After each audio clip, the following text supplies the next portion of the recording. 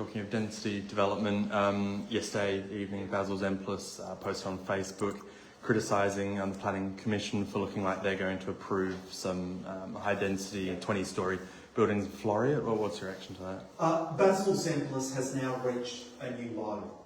A new low in terms of creating fear about density, despite the extraordinary issues that we face in the housing market. He's used an AI image. I mean, you can't make this up. He's using an AI image to generate fear at a time when we need housing.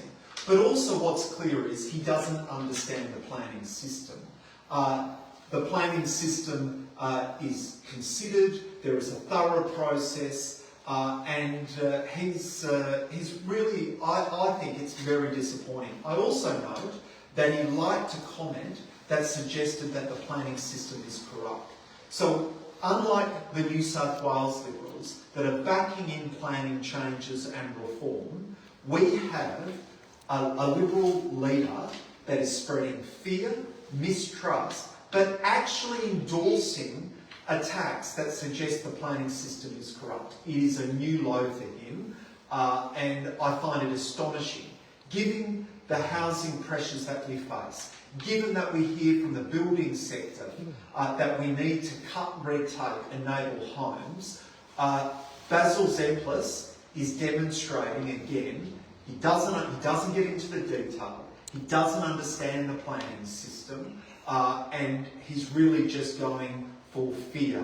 It's pretty appalling. There was also a plan put forward by the local government in the area, buildings just mid-rise instead of high-rise. Shouldn't the community be listened to in those situations? So can I clear this? He's also attacked that the proponent has put forward a structure plan. That is normal practice. That is a practice that happened under the Liberal government. So under former Liberal governments, proponent-led structure plans have been put forward. What will be a decision for the WAPC? The decision has not yet been made, but my understanding is that the council plan is not viable.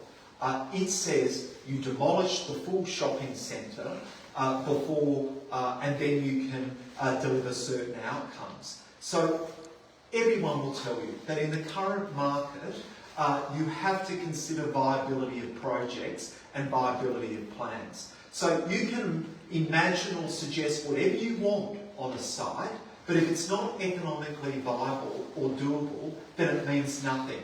To suggest that the Floreat Forum is just going to be demolished and it's a new greenfield site is ridiculous. But I come back to this. Basil Zemplis using AI images to generate fear, but to also endorse and like someone's comment that suggests we have a corrupt system. They're an outlier now. We've seen the New South Wales Liberals endorse planning reform. Basil Zemplis is creating misfear and trust, and it's just for pure politics. That's all it's about. Community members say they feel ignored, though.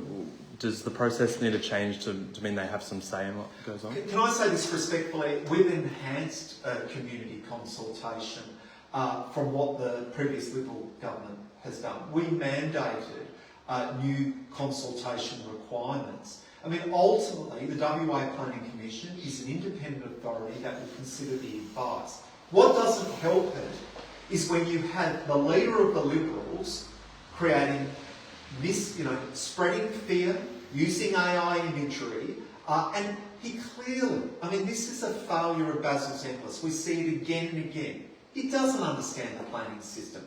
He doesn't actually understand this happened under his former Liberal government with Barnett and John Day. So I just find it extraordinary, but I'm not surprised. He goes to the lowest common denominator. He doesn't understand the detail, and I don't think he actually cares whether housing is delivered or not. Do you think his argument is gaining traction or not? I don't. I think in broader community, people understand this. We need housing. Every state is looking at measures to accelerate delivery of housing. Victoria, this week, announcing new planning reforms. Basil Zemplis doesn't care. He wants to bring back red tape and make it harder to deliver housing. His attacks are a new low, and they are spreading the worst fears, and they are not warranted.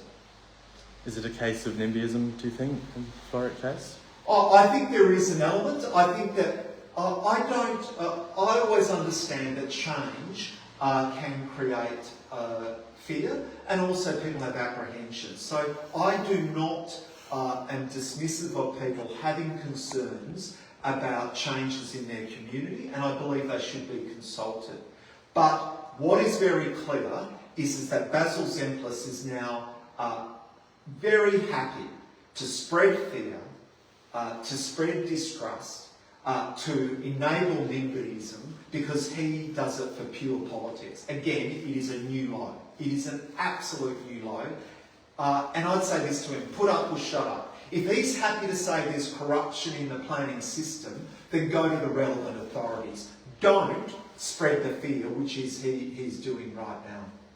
Just on another issue in Gosnells, police say they're investigating a man for property damage for pouring non-flammable oil on the front of a mosque. Are you concerned by that? Well, obviously, I mean, look, that I've not been briefed on this, and the Premier will be later out today, but clearly that is shocking. We want an inclusive society where everyone feels safe to be able to freely express their beliefs, their views, their religious views, and I do hope that police are able to act swiftly on the matter. Are you concerned at a rise in violence against people trying to express their religious views? Well, I think we should always be. I think we always should be ready, and that we should always do everything we can to make sure, as a state government, and I do believe we do this under the Premier, that we make it very clear that we believe in an inclusive society where we treat everyone with respect in terms of their religious beliefs, and that we enable a society to operate like that.